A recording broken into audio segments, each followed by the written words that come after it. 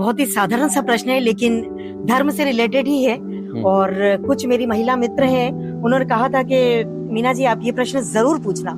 आज अभी हम जो देख रहे हैं कि महिलाएं सुबह घर से उठते से शिवलिंग की पूजा के लिए निकल रही हैं। हाँ। शिवलिंग को टच भी करना है, उन पर जो भी उनको टोने टोटके बताए जा रहे हैं, शिवलिंग पर ये चढ़ाना है, ये चढ़ाना है, तो किस हद तक ये सही है? क्या महिलाओं को शिवलिंग स्पर्श करना सही है, जैसा कि उन्हें ज्ञान मिला है? देखिए, ज्ञान नहीं मिला है, अज्ञान मिला है जी।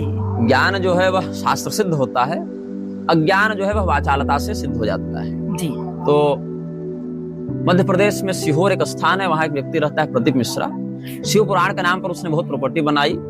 इस नदी से रुद्राक्ष बह के उसके घर में डिलीवर हुए थे, उसको बेच बेच कर बहुत नाटक किया। उसी ने ये सब तमाशा किया हुआ है।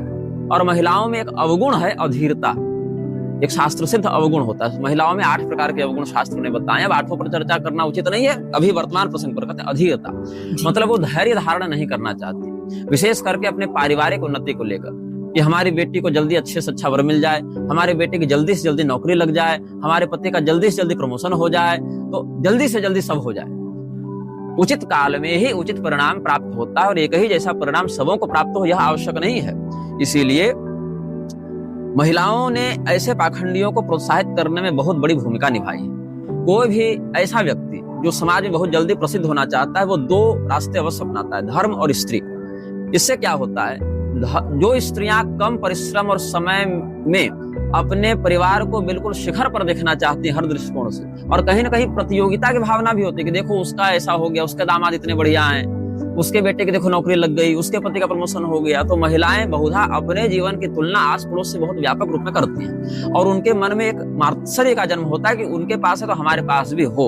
और यही हड़बड़ी, यही अधीरता उनको ऐसे पाखंडियों के पास ढकेलती है, जो पाखंडी शास्त्र के ज्ञान से रहित होकर कुछ भी मनमानी बात को धर्म के नाम पर प्रसारित करते हैं। अब एक महिला अगर किसी ऐसे व्यक्ति के चक्कर में अगर पड़ गई, तो ये न के न प्रकारेण वो अपने घर को भी उसके चंगुल में फंसा ही देगी, चाहे घर में क्लेश क्यों न करना पड़े।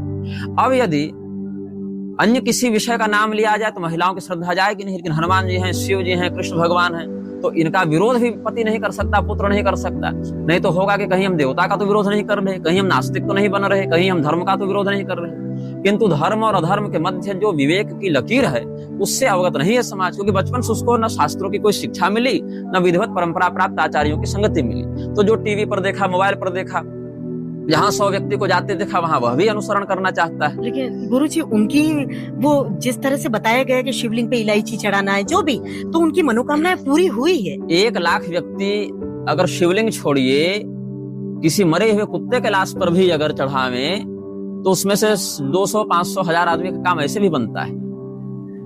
अब जिनका काम बन गया, अगर 1 लाख में से 1000 व्यक्ति काम बना और वो 1000 व्यक्ति कैमरे पर आ गए, तो आपको लगेगा कि हजारों व्यक्ति का बना, और यही सत्य है, यही तथ्य है।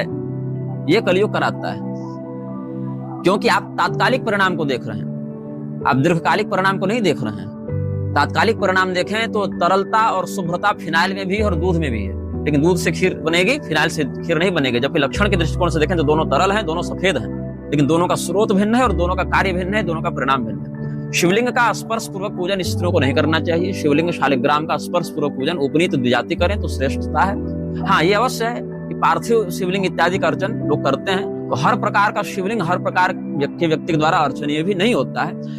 अलग अलग प्रकार के शिवलिंग अलग अलग वर्ण के द्वारा, आश्रम के द्वारा, लिंग के द्वारा पूजित होते हैं जी।